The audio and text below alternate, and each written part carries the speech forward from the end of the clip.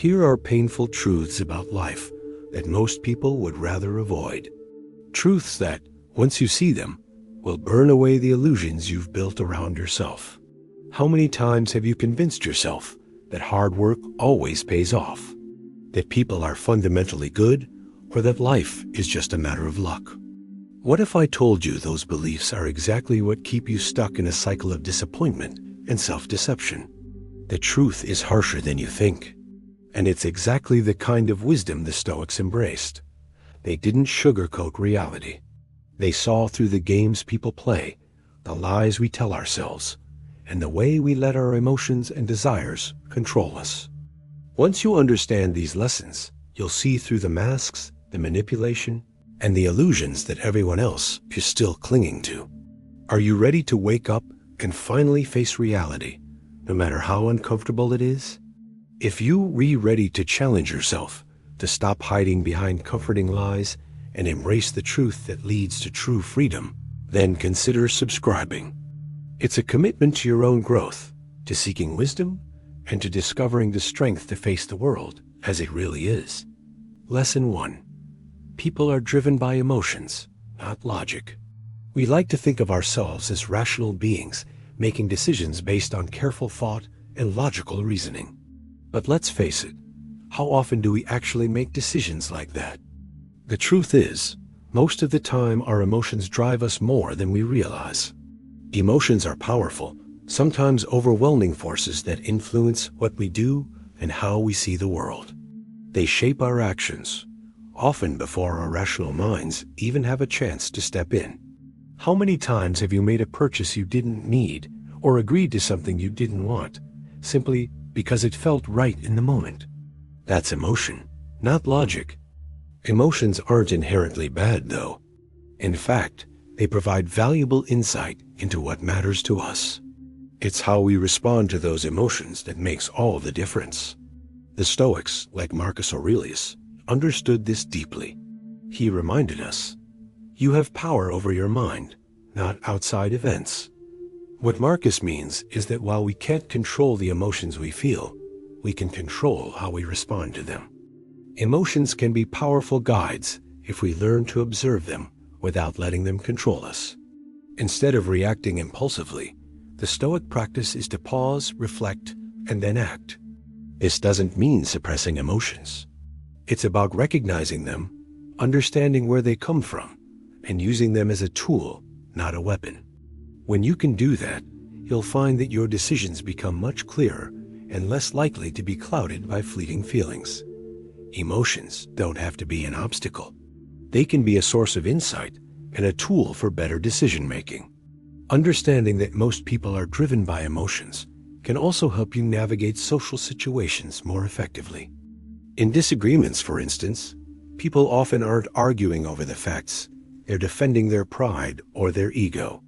Once you see this pattern, you stop wasting energy trying to win the logical debate and instead focus on understanding the emotional drivers at play. The key is to develop the pause, the space between feeling and reacting. That moment gives you the opportunity to choose a response that aligns with your true values, not just a reaction to a passing emotion. It's this kind of emotional awareness that separates those who live on autopilot from those who live with intention. When you can master this, you won't just understand others more clearly, you'll understand yourself better too. Lesson 2. Everyone acts in their own self-interest. How many times have you been surprised when someone you thought was being kind or selfless turned out to have their own agenda? Maybe a friend offered you help, but later you realized they were just trying to win your favor or get something in return. It's easy to feel disappointed thinking that people should act out of pure goodwill. But here's the truth. Everyone acts in their own self-interest, whether consciously or not. This isn't a criticism of humanity. It's just how we're wired. We all act based on what benefits us, even if that benefit isn't immediately obvious. Take a step back and think about it.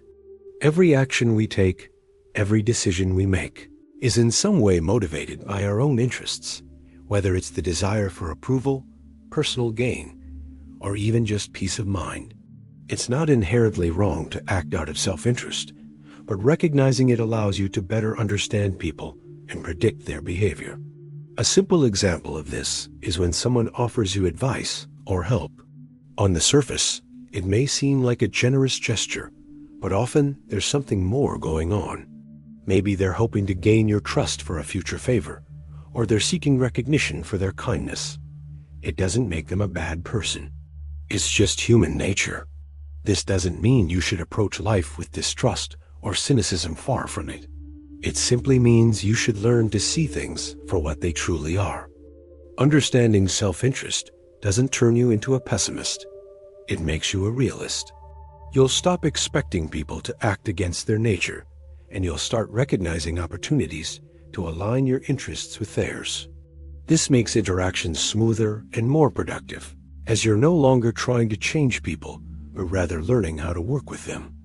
Carl Jung said, "Everything that irritates us about others can lead us to an understanding of ourselves." This is a powerful idea because it reminds us that recognizing the self-interest of others can teach us about our own desires and motivations. When we accept that people act based on their interests, we gain insight into our own behaviors. We begin to see where we might be motivated by self-interest as well. And that self-awareness is the first step toward personal growth. The danger comes when we expect others to act selflessly without understanding their motivations. Once you accept that everyone is driven by their own needs and desires, you can make smarter decisions, manage expectations, and build better, more honest relationships. It's not about exploiting others for your own benefit. It is about understanding the game people are playing and finding ways to play it to your advantage while remaining true to your own values. By doing this, you become more strategic, more aware, and ultimately more in control of your life. Lesson 3. Most people can't handle the truth about themselves.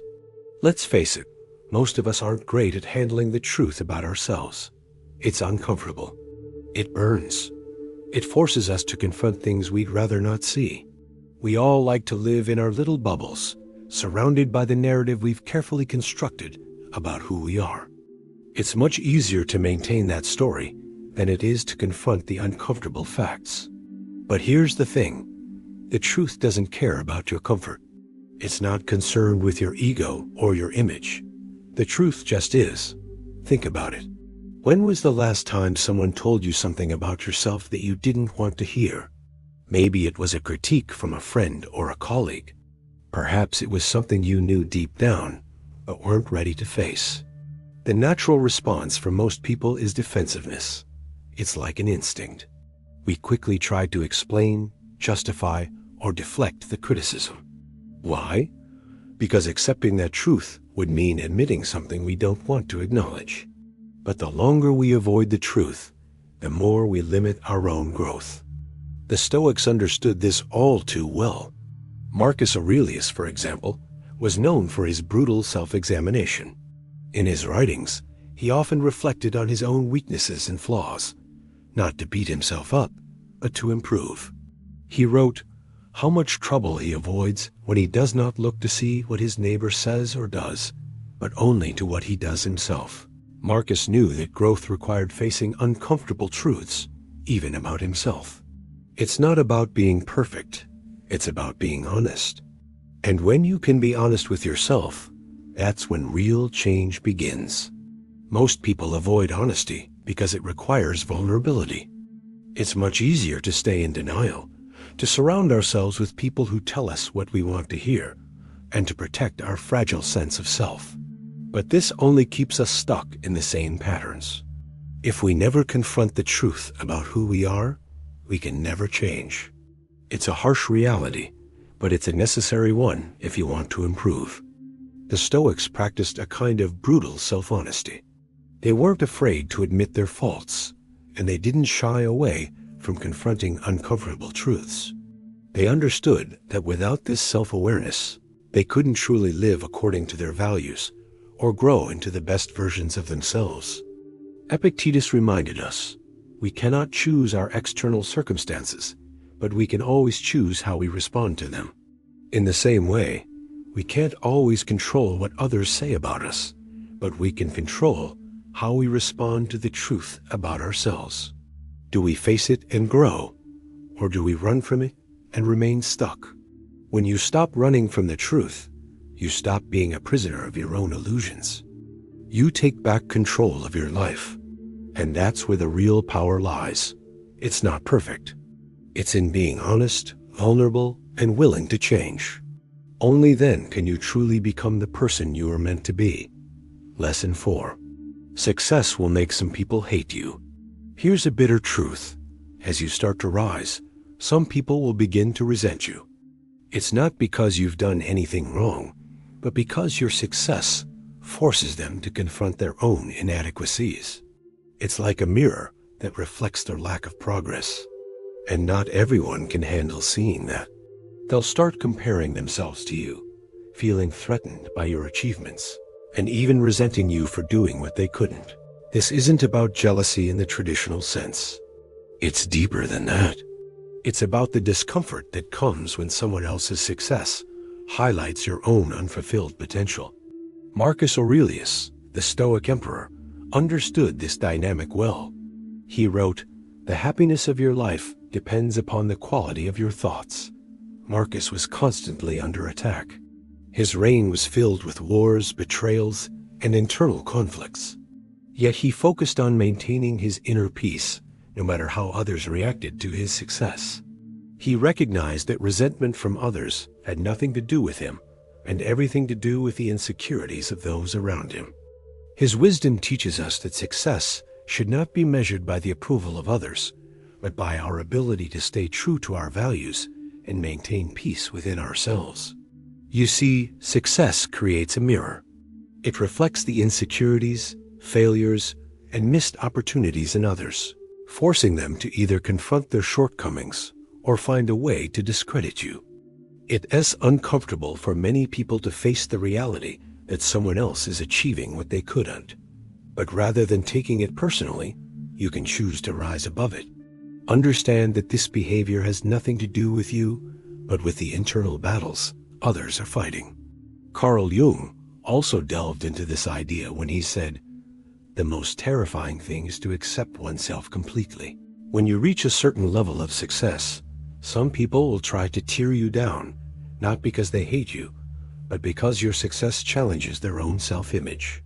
They struggle to accept their limitations, and your achievements force them to confront what they haven't accomplished. Instead of celebrating your success, they react defensively.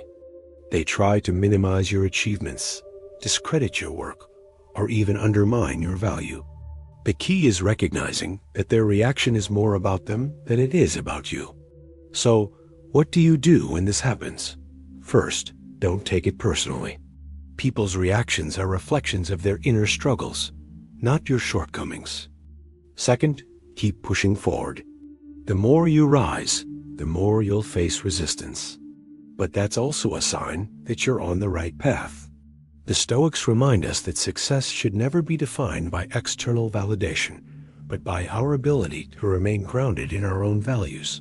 Your progress is yours to claim, and no one else can take that away from you. In the end, success isn't about making everyone happy. It's about staying true to yourself, continuing to grow, and not letting the negativity of others derail you. Lesson 5. Everyone is trying to sell you something. Have you ever had a conversation with someone only to realize halfway through that they were just trying to sell you something? It could be a product, an idea, a favor, or even just validation for something they've done. It's subtle, but it's there. We've all been there, someone offering unsolicited advice, pushing a product, or buttering you up before asking for a favor. And once you recognize this pattern, you'll start seeing it everywhere. It's not that people are being malicious. It's just that every interaction is an attempt to influence you in some way. Whether they're aware of it or not, everyone is trying to sell you something. The Stoics were keenly aware of human behavior and understood that people are constantly trying to influence each other. Marcus Aurelius, in his Meditations, wrote, "The soul becomes dyed with the color of its thoughts." He understood that we are constantly being influenced by others, whether we realize it or not. The challenge is learning to guard our minds, to be selective about where we direct our energy, and to be conscious of what we let into our thoughts and lives. When you realize that every interaction has an underlying motive, you stop being swept along by other people's agendas and start making intentional choices about who and what you allow to influence you. Now, this isn't to say you should become paranoid or distrustful. It's about being mindful. There's nothing wrong with helping someone out or accepting advice. But when you understand that everything comes with a cost or a hidden agenda, you start to make more thoughtful decisions about where you place your trust. You also become better at spotting when someone is manipulating the situation for their benefit, a colleague who's always offering advice, but only when it benefits their position in the company, or a friend who always needs a favor but never returns the kindness. These are the people you need to be aware of.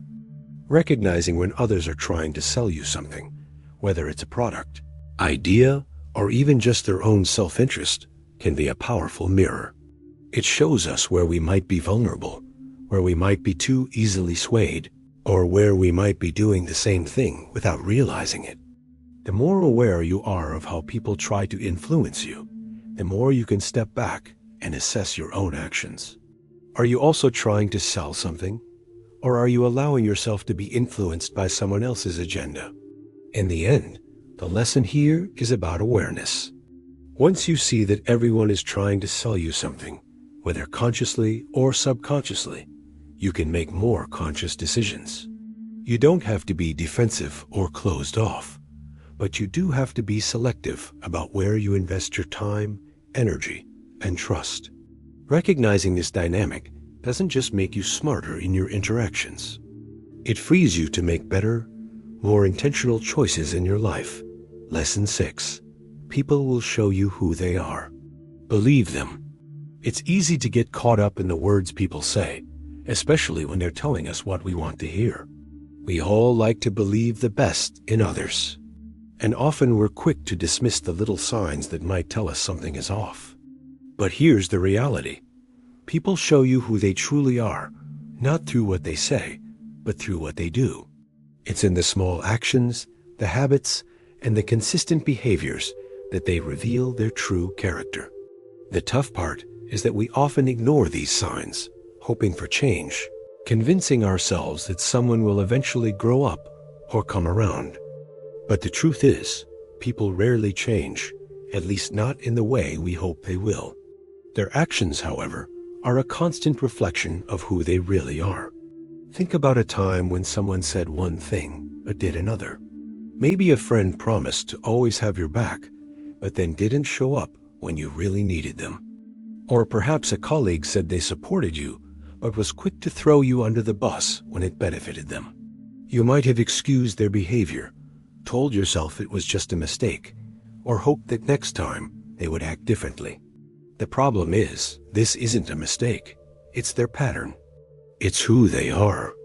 And the sooner we recognize this, the sooner we can stop setting ourselves up for disappointment. We often want to believe the best in people, but we need to take a step back and judge them by their actions, not their words. Words are easy. Actions are the true indicators of a person's character. When we accept this, we stop falling for empty promises and start paying attention to the things that truly matter: consistency, integrity, and reliability. You might be wondering, what do I do once I see these signs? The answer is simple. Trust the patterns, not the promises. If someone regularly cancels plans or consistently lets you down, that's not a one-off event. It's who they are. When someone is rude to wait staff or behaves poorly in situations where they think they won't be judged, that's who they are too. People reveal themselves through their actions. And by paying attention to those actions, you can save yourself a lot of time and disappointment. The Stoics understood the importance of self-awareness and the need to see the world and the people in it as they truly are. They didn't waste time hoping for others to change. They focused on themselves and how they could respond. This lesson is about empowerment. It's about recognizing the truth, no matter how uncomfortable it may be, and using that truth to guide your decisions. Trusting people's actions, not their words, allows you to build stronger, more authentic relationships, and frees you from the pain of false expectations. Lesson 7. Comfort is the enemy of growth. It's natural to want comfort. We all seek it, right? After a long day, the idea of relaxing on the couch, zoning out to a movie, or enjoying a warm meal sounds like the ultimate reward. But here's the hard truth. Comfort is the enemy of growth. The moment you settle into what's easy, you stop growing. You stop challenging yourself. And in that stillness, your intellect, your emotions, and even your spirit begin to stagnate. We tend to think of comfort as a safe haven, a place to rest and recharge. But in reality, it's a trap. Comfort zones, no matter how cozy, limit your potential. When was the last time you pushed yourself, really challenged your limits? Not just physically, but mentally or emotionally. It's easy to coast through life, avoiding discomfort, staying within familiar boundaries. But growth only happens when you stretch beyond what's familiar, when you embrace discomfort and face challenges head-on. It's in those difficult moments when you're uncertain or struggling that true growth begins to unfold. Growth requires discomfort. It requires pushing through the resistance that tells you to stay put, to stay safe. And though it may feel uncomfortable at first, that's exactly where the magic happens. The Stoics knew this well. Marcus Aurelius often reflected on how one should live with purpose, even in the face of hardship. He wrote, "At dawn, when you have trouble getting out of bed, tell yourself, 'I have to go to work as a human being.'"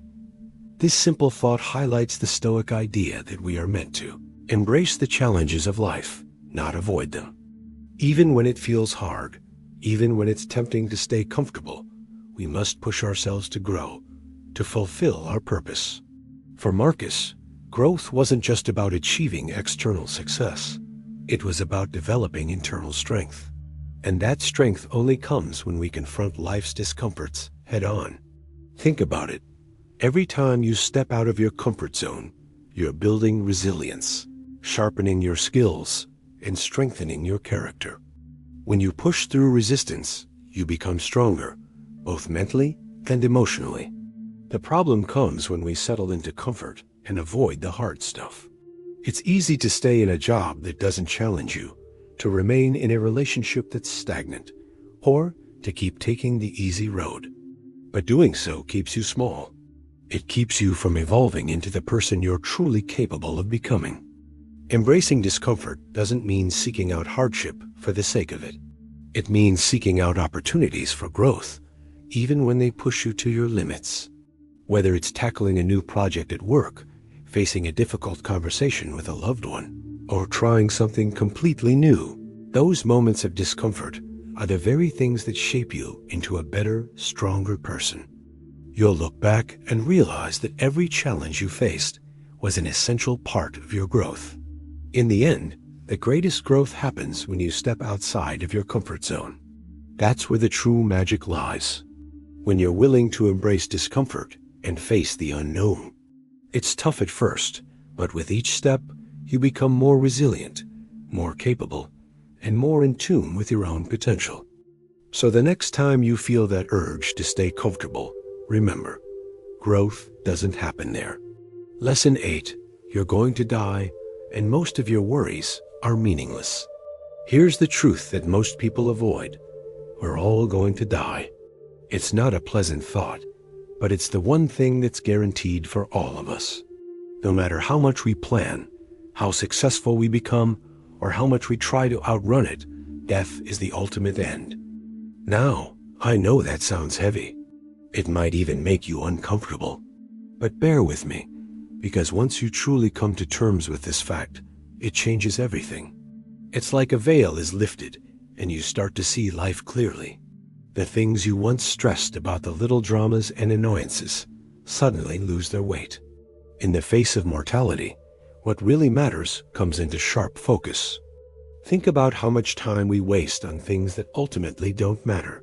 social media arguments, work drama, petty disagreements with friends or family. All of these things take up mental and emotional space. But when you truly grasp the reality of your own mortality, it's hard to keep sweating the small stuff. You start to realize that most of the things we get upset about are fleeting and insignificant in the grand scheme of life. Why stress over something someone said online or an argument that won't matter in a year?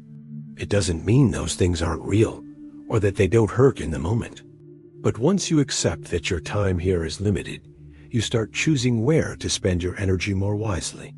Carl Jung also emphasized the importance of embracing mortality in his work. He said, "The privilege of a lifetime is to become who you truly are. Part of becoming who you truly are is realizing that your time is limited. This realization pushes you to stop procrastinating, to stop waiting for the perfect moment, and to start acting in alignment with your deepest values. It forces you to confront what's truly important and to prioritize it because you know that the clock is ticking. The idea of death can be unsettling, but it's also liberating. When you acknowledge that your time is finite, you start to live more authentically. You stop wasting time on things that don't bring value to your life. Instead, you focus on relationships that matter, on work that fulfills you, and on experiences that align with your true self. You begin to realize that life is too short to live in fear of judgment, to chase after fleeting accomplishments, or to hold on to resentments. As the Stoics would argue, embracing death isn't about being morbid, it's about gaining clarity. It helps you cut through the noise and focus on what's truly important. It's a call to live intentionally, with purpose and passion. When you truly grasp the reality of your own mortality, everything else becomes less daunting. The small stuff fades into the background. What remains is the deep understanding that the time we have here is precious, and that, ultimately, is what gives our lives meaning. So next time you find yourself stressing over something trivial, remember, you're going to die. And that in itself is the greatest reminder to live fully, right now. Remember, life is short, and the only certainty is that we won't be here forever. So stop letting the small stuff steal your peace, and start focusing on what truly matters. Embrace the truth, live with purpose, and make every moment count. If this resonated with you, check out the next video on the screen to dive even deeper into Stoic wisdom. Thank you for being a part of Ignite to Achieve. Let's keep growing.